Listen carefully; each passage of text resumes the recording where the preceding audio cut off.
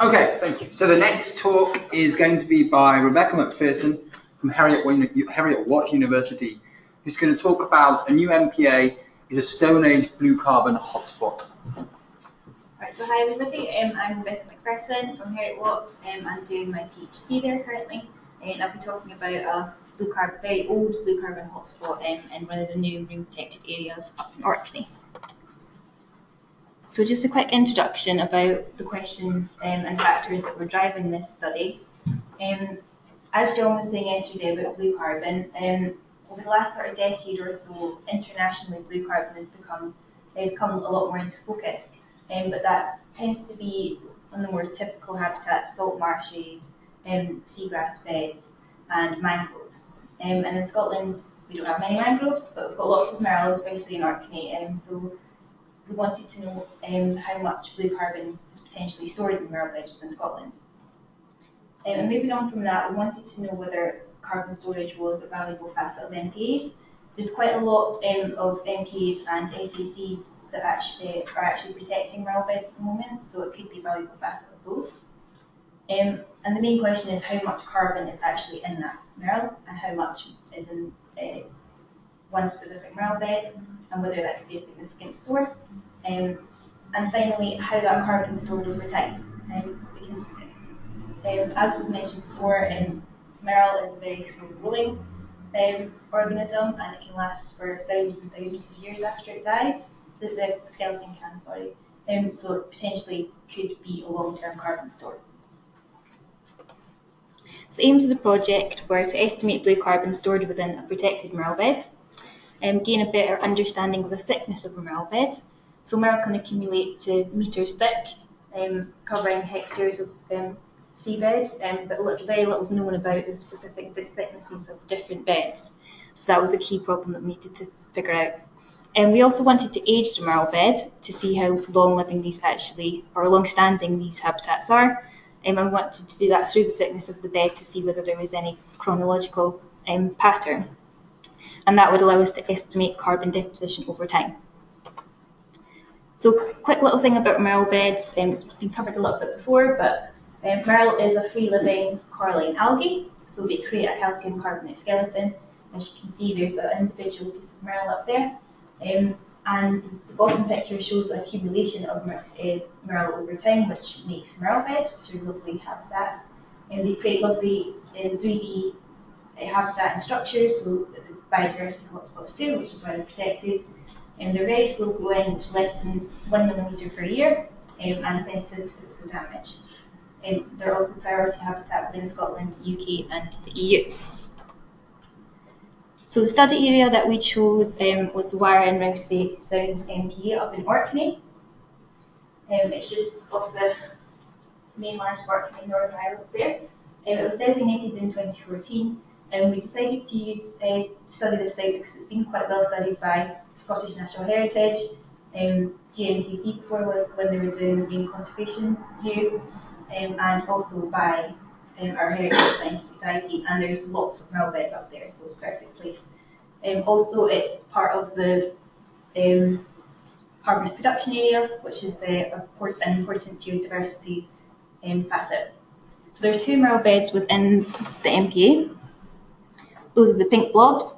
So this one at the top is the Maerl bed in Rousey Sound, which is surrounded by kelp forest, and the lower one is the Maerl bed within Wire Sound.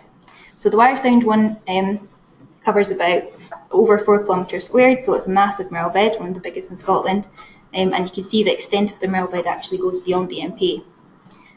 There are different forms of Maerl beds, which we won't get into, but the Wire Sound one is a megaripple bed, so this is a big gross formation of Maerl bed.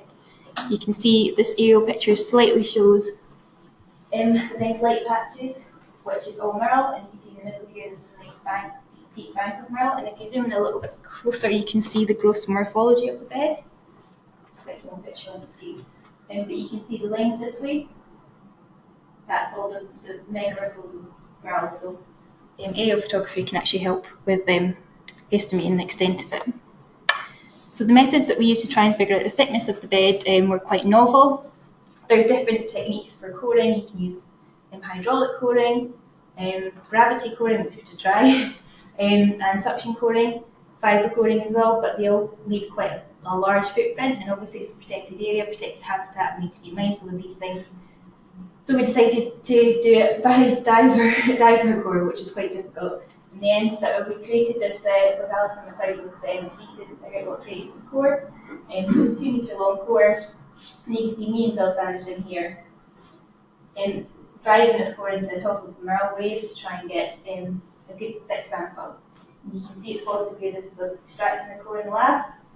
So we had varying success with the coring method, but we did actually get one core that was 1.3 metres deep, and there was Maerl all the way down. And the other things that we did were calculated the inorganic carbon content of the core, that 10 centimetre band throughout, also the organic matter content, and we also radiocarbon dated Maerl from each 10 centimetre band of each core, and we did some particle size analysis. So this is just a nice visual of a representative core that we got. So this one's down to 90 centimetres. So the Maerl is the live Maerl is lovely pink stuff. So we actually managed to get live Maerl all the way down to 60 centimetres, which is quite incredible because obviously it's an algae, so we'd expect it just to be the top. And you can see, especially on the top 30 centimetres, quite a lot of Maerl gravel. So that's dead Maerl. Between 60 and 70 centimetre band. There was this weird occurrence through a lot of the cores that when there was a layer of shell and some sort of charcoal substance that we weren't sure why that was there, but actually being visually down on the diagonal bed, you can see the megaripples were around 60 centimetres high, and then in between in the troughs there was generally a layer of shell, so we think that's why this is happening. And this top 60 centimetres of the Maerl bed is a slow creeping feature of the bed, so it slowly moves over because it's quite a highly tidal environment. So beyond this 70 centimetres, you can see there's still Maerl gravel in there, so that, that's little white bits, and it's mixed with a bit more consolidated sediment. So looking at the calcium carbonate content and weight of the core, we concentrate on the line to begin with, which is relevant to this right-hand axis. You can see that on the surface there between 0 and 10 centimetres, and to the 20 to 30 centimetre band, there's quite a rapid increase in weight of sediment, so it almost doubles. And then beyond 30 centimetres, it's sort of static, so about 70. Slight little flip up, and then at the 90 to 100 centimetre band, it's more than doubled from the surface area, surface band, sorry. So it's a doubling of weight of sediment between the surface and the surface band and the 100 centimetre band. Now, so that just basically shows that there's quite a lot of consolidation between the top there and the bottom there. If you look at the grey bars, this is actually percentage of calcium carbonate within the sediment sample. So it's quite static all the way through.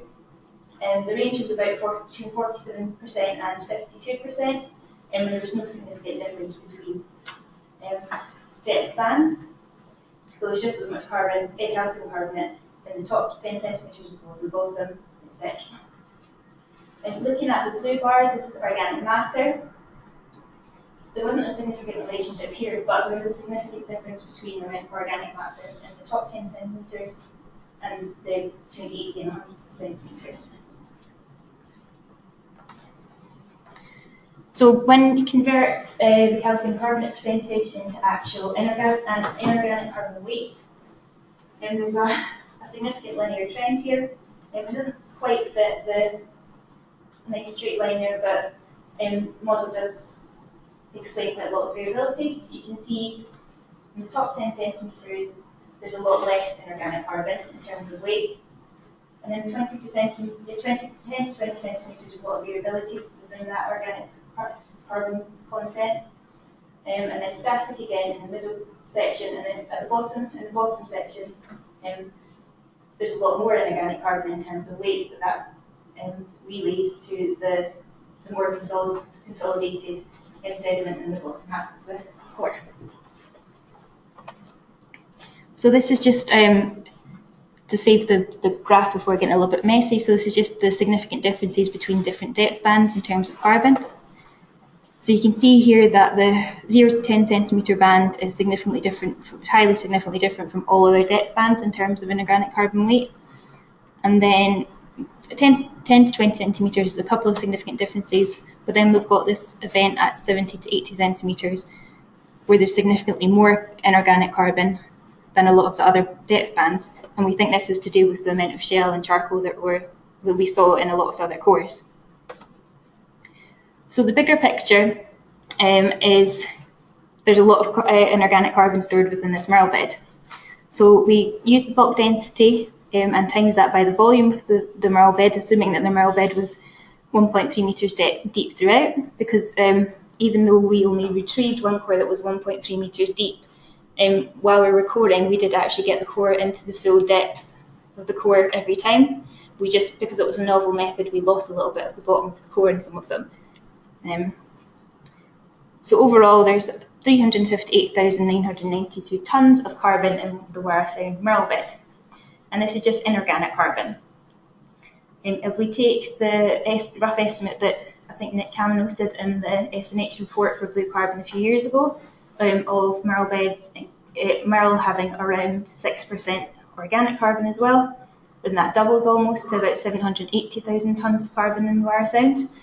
And the SNH report on blue carbon in Scotland a couple of years ago estimated that overall the carbon content of all Maerl beds in Scotland, so 353 of them, was just over 400,000 tonnes. So this study has shown that actually there can be a lot more carbon stored within just one Maerl bed, and obviously Scotland.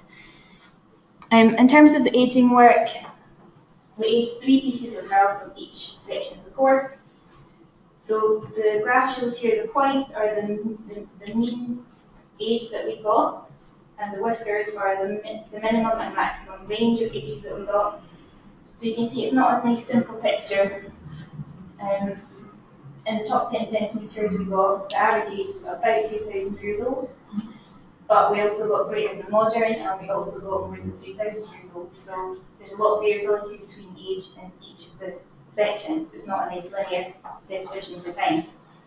And the oldest piece of Maerl that we aged was in the 20 to 30 centimetre band, and that was almost 4,500 years old. So this Maerl bed has been forming, or has been in this position at least for for quite a lot of the Holocene. So it's a significant habitat.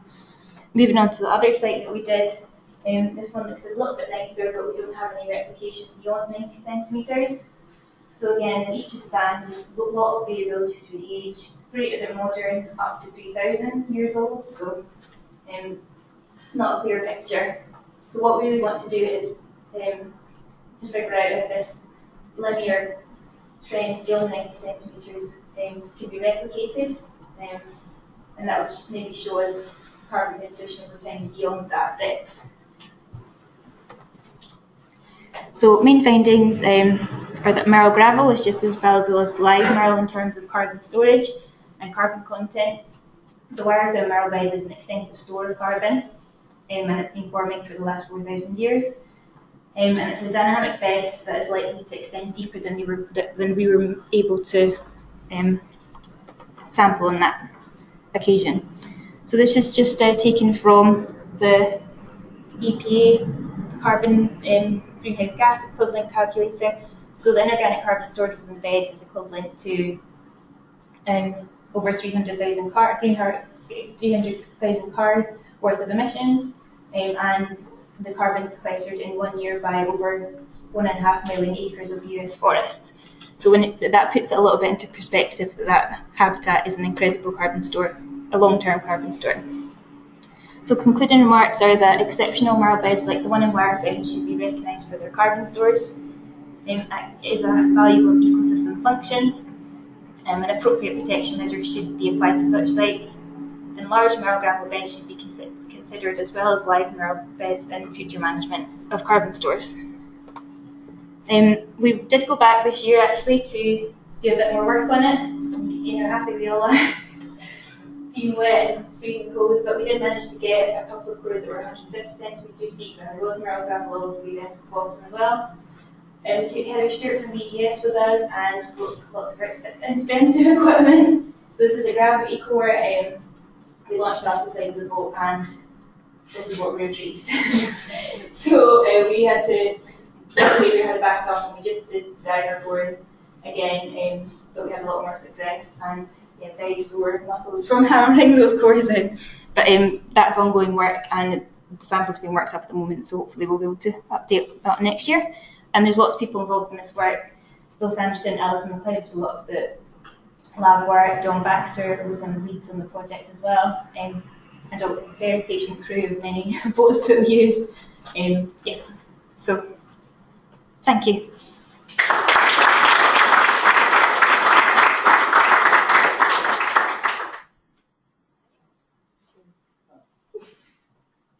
Questions? Yeah. Forgive me if this is a bit of a stupid question, but so when we talk about blue carbon storage, what is kind of the use of that? Like, why would you want to protect that? Is it that it will continue to store that carbon, like more carbon, or is it that if you got rid of it, then you could use that carbon? Yeah. Well, we need to know a little bit more about carbon cycle for specific habitats, but it's important just to know how much carbon is in that sediment in case that might be released in the future. If it's extracted, a lot of people used to use it in the past for fertilizer and stuff like that, so there's potential for that carbon to be exchanged into the atmosphere in different environments and stuff like that. So, also carbon storage is an important ecosystem function as well. So, yeah, it's just good to know that information in terms of trying to conserve that carbon and know how that might change areas. Have one more question? Yes. Hi. Could you explain why, when you have a drink or Yeah. which are alive, how you can get these really old ages from? Well, we didn't just age the live stuff. We also aged the gravel to see how long the bed had been there for. Okay. So up in the top 6 centimetres, there were a couple of live ones that we did age, but there was also mixed Maerl gravel. So yeah, we did both just to see how long the bed's been there. And it's quite difficult to age the live stuff well. There's not very good calibration curves for aging marine stuff at the moment, but there's more research going on for that, but it's quite difficult to age the live stuff well. Quick, I got to agree with Yeah. Just off the back of that, so is there, how much turnover or transport of gravel is there potentially? Oh, so the one you kind of nice line. It's the other area potentially that you've got some mixing going on within the bed that's giving you these strange ages. Yeah. So if you remember the aerial picture that showed you, there's this nice bank in the middle. There has been previous extraction on that site, so that was a potential. That's why we aged the two sites separately, because the extraction site was quite close to that one site. But actually, I don't think that explains it. I think because the skeleton persists for a long time, and the bed moves a lot, there's like a creeping feature, like I said, it turns over a lot. I think that's why there's a difference in age. So yeah, it's a mystery, but I think that it just turns over so much that some of the skeletons are kept whole and stuff like that. So it could also have been fished in the past. Yeah. Scallop dredging or whatever, so that could actually turn over certainly the surface layers as well. Yeah. I mean, there's no evidence of recent fishing activity there, but it could be in the past. Thank you.